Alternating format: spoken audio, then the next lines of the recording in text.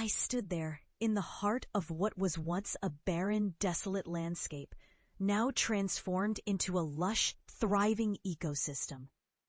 The air was filled with the sweet scent of blooming flowers, and the sound of birdsong echoed all around. This was my masterpiece, my dream made real. And yet, as I looked out over the verdant fields and vibrant forests, I couldn't help but think back to the day when this all seemed like an impossible, ridiculous fantasy. "You're chasing a fool's dream, boy." My father had sneered, his voice dripping with contempt. "Painting with dirt and water? You'll never amount to anything. You're an embarrassment to this family." My mother had chimed in, her eyes cold and unyielding. "You should be focusing on something practical, something that will actually make you money. Not this nonsense." I had been mocked, ridiculed, and belittled by everyone I loved.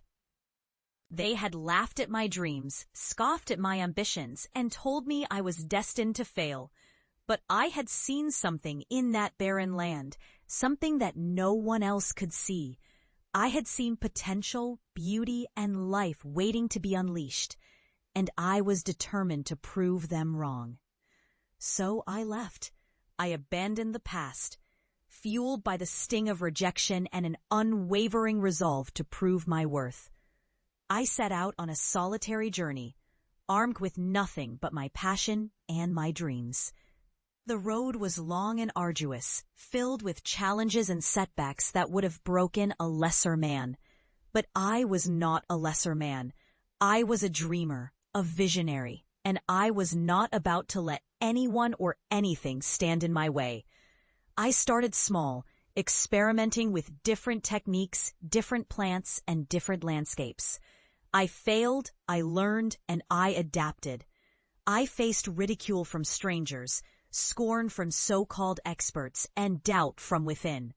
But I never gave up. I never let the naysayers and the doubters deter me from my path. I knew that I was onto something big, something that would change the world. And change the world I did. Years of hard work, dedication, and perseverance paid off. I transformed barren lands into thriving ecosystems, proving that even the most desolate places could be brought back to life.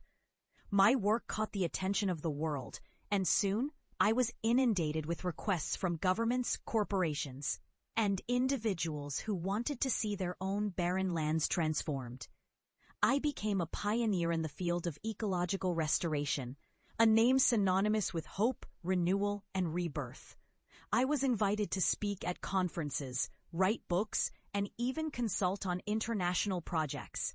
I had achieved monumental success, and I had done it all on my own terms. But as much as I had accomplished, as much as I had proven to the world, there was one thing left undone. I had to go back home. I had to face the people who had mocked me, ridiculed me, and told me I would fail. I had to show them what I had become, and I had to make them see the error of their ways. So I returned. I stood in the heart of my masterpiece, surrounded by the lush, vibrant life that I had created from nothing. And I waited. It didn't take long for them to find me. My father, his face etched with lines of age and regret, stood at the edge of the forest, his eyes wide with disbelief. My mother, her hair now streaked with gray, looked out over the fields, her mouth agape in shock. Is this your doing?" my father asked, his voice barely above a whisper. I nodded, a small smile playing at the corners of my mouth. "Yes, it is. This is what I always wanted to do. This is what I was meant to do." My mother's eyes filled with tears as she took in the sight before her. But how? How did you do this?"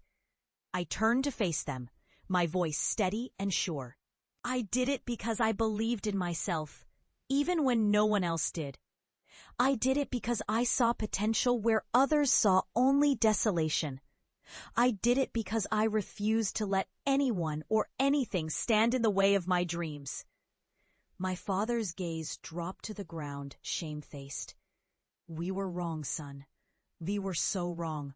We should have supported you, believed in you. Instead, we ridiculed you, mocked you, and told you you'd fail. And for that, I am truly sorry." My mother nodded, her tears spilling over onto her cheeks. We were blinded by our own fears and insecurities. Because I had proven them wrong, I had shown them and the world what I was truly capable of. "I forgive you," I said, my voice soft but firm. "But more than that, I want you to see. I want you to see what I see, to feel what I feel. I want you to understand that dreams are not just foolish fantasies, but the seeds of greatness waiting to be nurtured and grown." And so we stood there, in the heart of my masterpiece, surrounded by the beauty and the life that I had created. And in that moment, I knew that I had truly triumphed. I had not only proven my worth, but I had also shown my family the error of their ways and given them the chance to see the world through my eyes. As we walked through the lush, vibrant landscape, I couldn't help but feel a sense of pride, of accomplishment, and of gratitude.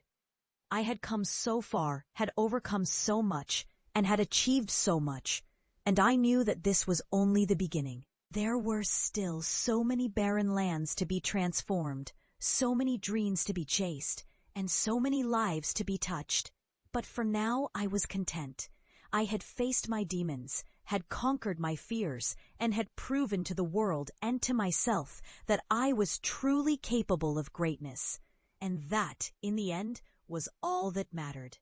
As we reached the edge of the forest, I turned to my family, my heart filled with love and forgiveness. "I want you to know that I love you," I said, my voice steady and sure.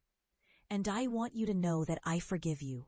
But more than that, I want you to see the world as I see it, to dream as I dream, and to believe as I believe that anything is possible."